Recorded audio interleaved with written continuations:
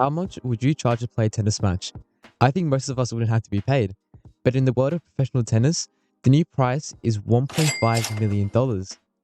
If you're into any form of sports, it's inevitable that you've seen the insane amount of money that Middle Eastern countries such as Saudi Arabia are throwing at sports.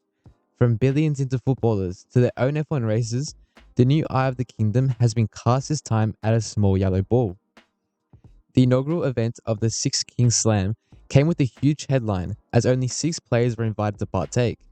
These lucky players were the big name poster boys of tennis in Novak Djokovic, Rafael Nadal in his final season, Yannick Sinner, Holger Rune, Carlos Alcaraz, and Daniel Medvedev. The event was a unique one, since they only played on a single court, with the champion getting $6 million dollars for their struggles. It was, however, an exhibition event like the Lavar Cup is for an example. It is important to note that exhibition events don't count towards ATP points, and head-to-heads aren't counted. This means that the win Sinner gained over Alcaraz won't count officially. It is more of a pride thing at that point. How do you see the rivalry?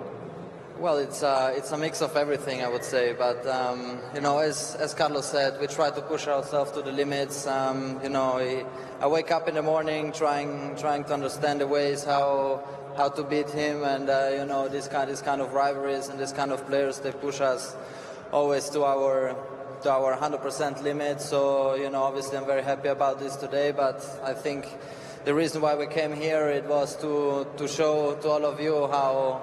What tennis is about. It's about giving also a show. It can be long sometimes like today, but we just try our best, and then hopefully you enjoyed also the show.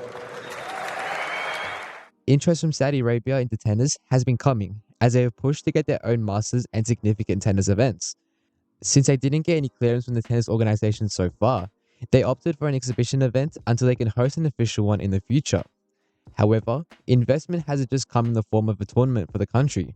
They, in recent times, have opened the Rafael Nadal Academy in Saudi Arabia, thanks to the government and the country's tennis organization, having the aim of bringing their own world-class quality players to the stage.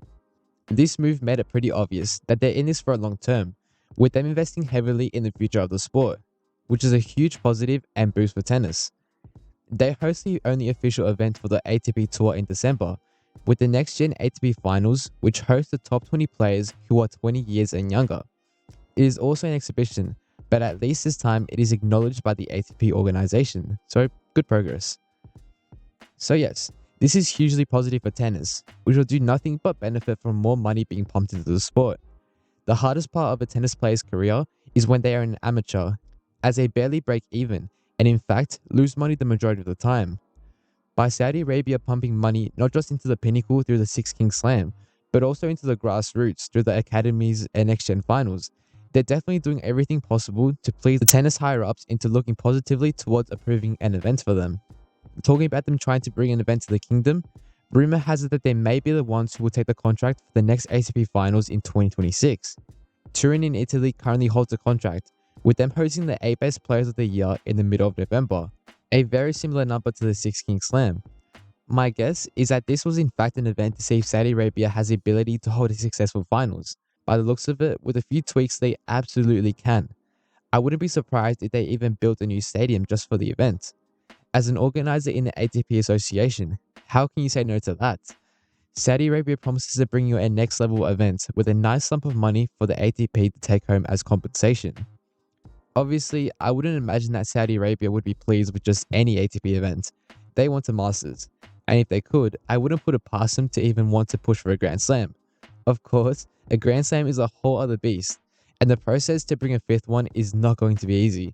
For now, however, I think it's very exciting for the sport to grow in the Middle East. Having gone to Dubai personally, I can say that the infrastructure is next to none, and if the Saudi Arabian Grand Prix being anything to go by, they will do all they can to bring the maximum for whatever event they are granted in the future.